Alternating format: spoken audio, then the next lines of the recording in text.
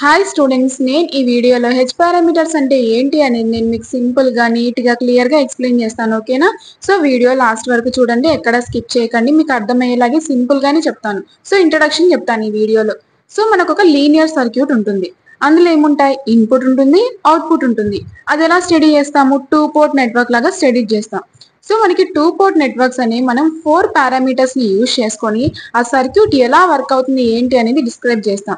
ఎప్పుడైతే ఈ పారామీటర్స్ అనేవి బోత్ వోల్టేజ్ అండ్ కరెంట్ తో ఇన్వాల్వ్ అవుతాయో దాన్ని మనం హైబ్రిడ్ పారామీటర్స్ అంటాం ఆర్ హెచ్ పారామీటర్స్ అంటాం. సో హైబ్రిడ్ అంటే ఏంటంటే మిక్స్డ్ అన్నమాట. సో ఎలక్ట్రానిక్ యాంప్లిఫైర్స్ లో హెచ్ పారామీటర్స్ అనేవి క్యాలిక్యులేట్ చేస్తాయి అనమాట. అంటే మనము ఈ కరెంట్ గెయిన్ కానీ, ఇన్పుట్ ఇంపిడెన్స్ కానీ, అవుట్పుట్ ఇంపిడెన్స్ కానీ, వోల్టేజ్ గెయిన్ కానీ వీటినన్నిటిని క్యాలిక్యులేట్ చేయడంలో హెచ్ పారామీటర్స్ అనేవి హెల్ప్ చేస్తాయి. సో హెచ్ పారామీటర్స్ అనేవి మ్యాట్రిక్స్ అన్నమాట. ఇవి ఏం చేస్తాయంటే ట్రాన్సిస్టర్ యాంప్లిఫైర్ యొక్క బిహేవియర్ ని అనాలిసిస్ చేస్తాయి, డిస్క్రైబ్ చేస్తాయి. సో దీని వల్ల అడ్వాంటేజెస్ ఏంటంటే సర్క్యూట్ కాంపోనెంట్స్ యొక్క వాల్యూస్ అనేవి మనం ఈజీగా ఫైండ్ చేయొచ్చు అనమాట ఈ హెచ్ పారామీటర్స్ ని యూజ్ చేసుకొని. సో ఇది ఒక సింపుల్ అండ్ ఈజీ మెథడ్ అనమాట. నేను మీకు current gain, input impedance, output impedance, voltage gain అని చెప్పాను. సో మనకి చెప్పడానికి ఈజీగానే ఉంది, బట్ అవి ఏంటి అని తెలుసుకుంటే ఇంకా ఒక క్లారిటీ అనేది వస్తుంది కదా. సో దానికోసం నేను ఆ కరెంట్ గెయిన్, ఇన్పుట్ ఇంపిడెన్స్ ఇవి ఏవైతే ఉన్నాయో వాటి గురించి నేను మీకు క్లియర్ గా చెప్తాను. సో మీకు ఒక క్లారిటీ అనేది వస్తుంది.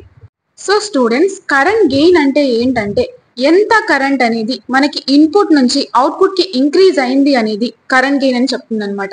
ఫర్ సపోజ్ ఒక ట్రాన్సిస్టర్ కి మనం 1 యూనిట్ ఆఫ్ కరెంట్ అనేది ఇస్తే అది 100 యూనిట్స్ అనేది అవుట్పుట్ గా ఇచ్చింది అనమాట.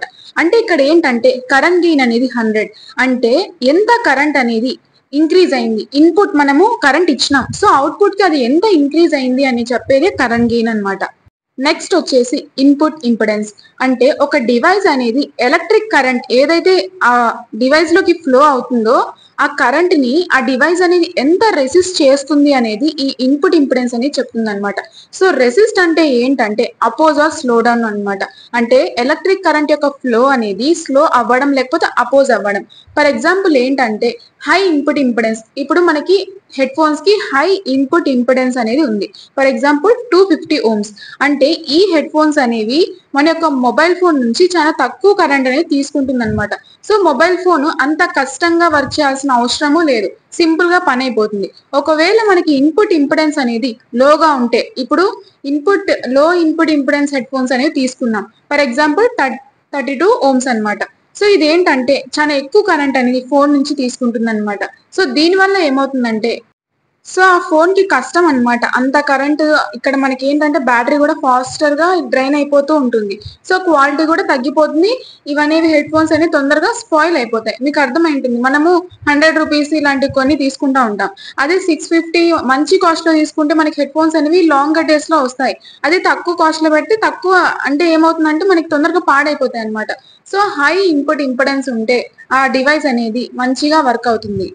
సో స్టూడెంట్స్, మీకు క్లారిటీ వచ్చి ఉంటుంది ఇన్పుట్ ఇంపిడెన్స్ అంటే ఏంటి అనేది. సో ఇప్పుడు అవుట్పుట్ ఇంపిడెన్స్ అంటే ఏంటో చూద్దాం. సో అవుట్పుట్ ఇంపిడెన్స్ ఏంటంటే ఆ డివైస్ కి అనేది ఎంత కష్టం కరెంట్ ని ఒక డివైస్ నుంచి ఇంకొక డివైస్ కి పుష్ చేయడానికి. ఫర్ ఎగ్జాంపుల్ ఏంటంటే ఒక పైప్ ఉంది మనకి. సో వాటర్ అనేది ఆ పైప్ లో ఫ్లో అవుతుంది. ఒకవేళ పైప్ అనేది సన్నగా ఉంటే ఏమవుతుందంటే వాటర్ అనేది మనకి ఎట్ ద అవుట్పుట్ వచ్చేలోపు ఏమవుతుందంటే సన్నగా వస్తాయి. సో అదే పైప్ అనేది వైడ్ గా ఉంటే వాటర్ అనేది ఈజీగా ఫ్లో అయిపోతుంది అనమాట. సో మనకి వైడ్ గా ఉన్నప్పుడు ఏంటి, ఇక్కడ లో అవుట్పుట్ ఇంపిడెన్స్ అంటే దానికి రివర్స్ అనమాట. Input impedance high input impedance ఉంటే మనకి ఏమవుతుందంటే ఆ డివైస్ మంచిగా వర్క్ అవుతుంది. సో లో అవుట్పుట్ ఇంపిడెన్స్ ఉంటే ఏమవుతుందంటే డివైస్ అనేది మంచిగా వర్క్ అవుతుంది. సో మీకు అర్థమైందా? నెక్స్ట్ వచ్చేసి వోల్టేజ్ గెయిన్. అంటే ఏంటంటే డివైస్ అనేది ఎంత వోల్టేజ్ ఇన్పుట్ నుంచి అవుట్పుట్ కి ఇంక్రీజ్ చేసింది అనేది ఈ వోల్టేజ్ గెయిన్ అనేది చెప్తుంది అనమాట. So voltage gain is the ratio of output voltage to the input voltage. So students, మీకు ఒక క్లారిటీ వచ్చింది. ఇప్పుడు హెచ్ పారామీటర్స్ లోకి వద్దాం. సో H parameters are hybrid parameters అంటే సెట్ ఆఫ్ నెంబర్స్ అనమాట. ఇవి ఏం చేస్తాయంటే ఎలక్ట్రానిక్ డివైస్ యొక్క బిహేవియర్ ని డిస్క్రైబ్ చేస్తాయి అనమాట.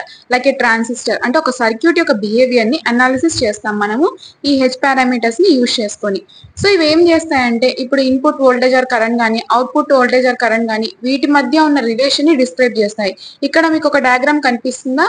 సో ఇది ఒక లీనియర్ సర్క్యూట్. మనకి ఇందులో ఇన్పుట్ ఉంది, అవుట్పుట్ ఉంది. ఈ సర్క్యూట్ యొక్క హైబ్రిడ్ మోడల్ వచ్చేసి 2 పోర్ట్ నెట్వర్క్. ఇక్కడ చూడండి. సో మీకు అర్థమైందా? నేను కొంచెం చెప్తాను, మీకు అర్థం అవుతుంది. నెక్స్ట్ ఏంటంటే ఎప్పుడైతే మనము ఈ హెచ్ పారామీటర్స్ అనేవి ఏం చేస్తామంటే రియల్ సర్క్యూట్, ఇప్పుడు రియల్ సర్క్యూట్ ఏంటి మనకి కాంప్లికేటెడ్ గా ఉంటుంది. అంటే కొన్ని పార్ట్స్ ఉంటాయి, ఎలక్ట్రానిక్ కాంపోనెంట్స్ పార్ట్స్ ఉంటాయి, మనకు చూడంగానే మనకు అర్థం అవ్వదు. సో మనం ఏం చేస్తామంటే హెచ్ పారామీటర్స్ ని యూజ్ చేసుకుని దాని యొక్క బిహేవియర్ ని అనాలిసిస్ చేస్తాం. సో ఒరిజినల్ సర్క్యూట్ కి ఏంటంటే మెనీ పార్ట్స్ ఉంటాయి, like transistors, resistors etcetera. So hybrid model ఏం చేస్తుందంటే సింప్లిఫై చేస్తుంది అనమాట. అవన్నీ జాయిన్ చేసేసి ఒక ఐడియల్ కాంపోనెంట్స్ ని యూజ్ చేసుకుంటాం, like control voltage or current sources and resistors. So దీని ద్వారా మనము సేమ్ ఇది రియల్ సర్క్యూట్ లాగే ఇది సేమ్ అలాగే బిహేవ్ చేస్తుంది. సో మనం సర్క్యూట్ యొక్క బిహేవియర్ ని అనాలిసిస్ చేస్తాం. సో ఇవి అనేవి ఇంజనీర్స్ కి చాలా హెల్ప్ అవుతుంది అనమాట డిజైన్ యొక్క బిహేవియర్ ని అనాలిసిస్ చేయడానికి. ఇక్కడ మీకు సర్క్యూట్ లో చూస్తే మనకి ఇన్పుట్ ఉంది అంటే ఏంటి, సిగ్నల్ అనేది వెళ్తుంది. అవుట్పుట్ ఏంటి, ఇక్కడ సిగ్నల్ అనేది బయటికి వస్తుంది. సో మనకి సర్క్యూట్ యొక్క బిహేవియర్ అనేది 2 ఈక్వేషన్స్ ద్వారా మనం అనాలిసిస్ చేస్తాం. అవి ఏంటంటే V1 = H11 × I1 + H12 × V2, I2 = H21 × I1 + H22 × V2. So V1 అంటే ఏంటి, ఏదైతే మనకి సర్క్యూట్ లోపలికి వెళ్తున్న వోల్టేజ్ అన్నమాట. I1 అంటే ఏదైతే సర్క్యూట్ లోకి వెళ్తున్న కరెంట్. సో V2 అంటే ఏదైతే వోల్టేజ్ అనేది బయటికి వస్తుందో. సేమ్ అంతే I2 అంటే ఏంటంటే అవుట్పుట్ కరెంట్ అన్నమాట. సో ఈ వాల్యూస్ ఏవైతే H11, H12, H21, H22 అనేవి జస్ట్ ఒక 4 నెంబర్స్ అన్నమాట.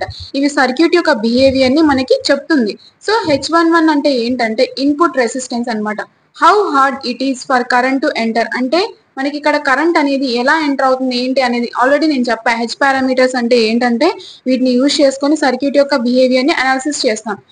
H12 అంటే ఏంటంటే ఎంత కరెంట్ అనేది, ఎంత అవుట్పుట్ అనేది మనకి ఇన్పుట్ కి ఎఫెక్ట్ అవుతుంది, how much the output effects the input feedback. So H21 అంటే ఏంటంటే how much the input controls the output current, అంటే ఎంత ఇన్పుట్ అనేది అవుట్పుట్ కరెంట్ ని కంట్రోల్ చేస్తుంది అనేది.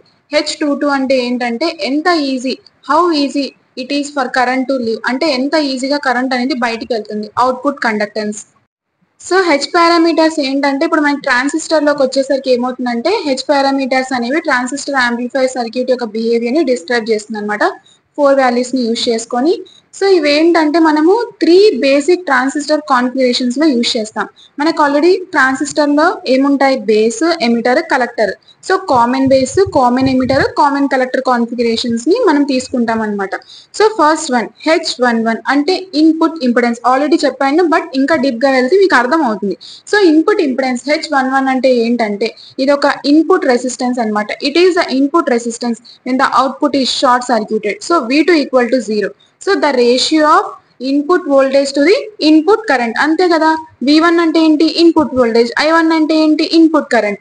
సో వేర్ ద V2 = 0 అంటే మనకి అవుట్పుట్ వోల్టేజ్ అనేది షార్ట్ సర్క్యూటెడ్ అవుతుంది. సో ఫార్ములా అనమాట, ఇన్పుట్ ఇంపిడెన్స్ కి ఫార్ములా, H11 కి ఫార్ములా. సో ఈ H11 అనేది సేమ్ మనకి 3 కాన్ఫిగరేషన్ లో డినోట్ అవుతుంది. సో ఇక్కడ ఐ ఉంది, ఐ ఎందుకు ఉంది, ఇక్కడ ఇన్పుట్ ఇంపిడెన్స్, ఇన్పుట్ ఐఏ కదా మనకు వచ్చేది. సో HIB, బి ఎందుకు పెట్టాము, ఇది కామన్ బేస్ కాన్ఫిగరేషన్. మళ్ళీ ఎమిటర్ అయితే ఈ వస్తుంది, అదే కలెక్టర్ అయితే సి వస్తుంది. అర్థమైందా, ఇవి మనం డినోట్ చేస్తాం అనమాట డిఫరెంట్ కాన్ఫిగరేషన్ లో. ఇక్కడ ఇన్పుట్ ఇంపిడెన్స్ ఉంది కాబట్టి ఐ వస్తుంది. సేమ్ అలాగే రివర్స్ వోల్టేజ్ గెయిన్ చూడండి, మీకు క్లారిటీ వస్తుంది. ఇక్కడ ఆర్ పెట్టాం మనం అంటే కాన్ఫిగరేషన్స్ లో, ఎందుకంటే రివర్స్ వోల్టేజ్ గెయిన్ కాబట్టి ఆర్ వస్తుంది. అంటే H12 కి మనకి ఇలా వస్తుంది అనమాట. ఈ కాన్ఫిగరేషన్ లో మనకి హెచ్ పారామీటర్ అనేది ఇలా డిస్క్రైబ్ అవుతుంది.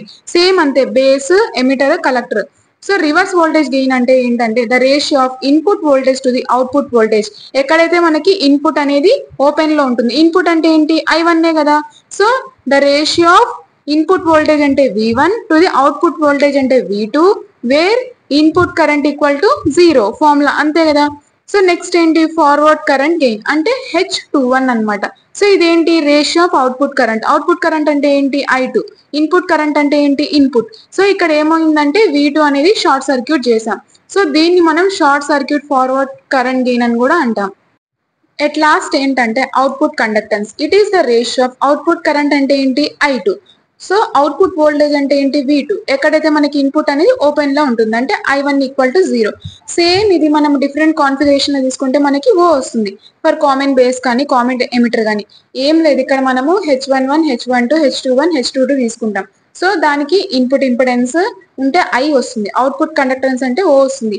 ఏ కాన్ఫిగరేషన్ తీసుకుంటామో ఆ నేమ్ వస్తుంది అనమాట. అక్కడ చూడండి, బేస్ అయితే బి, ఈ అయితే ఎమిటర్ అయితే ఈ, కలెక్టర్ అయితే సి, అంతే కదా. సో స్టూడెంట్స్ ఏమైనా కన్ఫ్యూజన్ ఉంటే మళ్ళీ ఒకసారి వినండి. ఆల్రెడీ నేను మ్యాటర్ కూడా ఇక్కడ పెట్టేశాను. ఒకసారి అది కూడా చదవండి, మీకు అర్థమవుతుంది. సో నా ఎక్స్‌ప్లనేషన్ మీకు నచ్చినట్టయితే మీ ఫ్రెండ్స్‌కి షేర్ చేసి నాకు సపోర్ట్ చేయండి. ఇంకా ఛానెల్‌ని సబ్స్క్రైబ్ చేయండి. Thank you.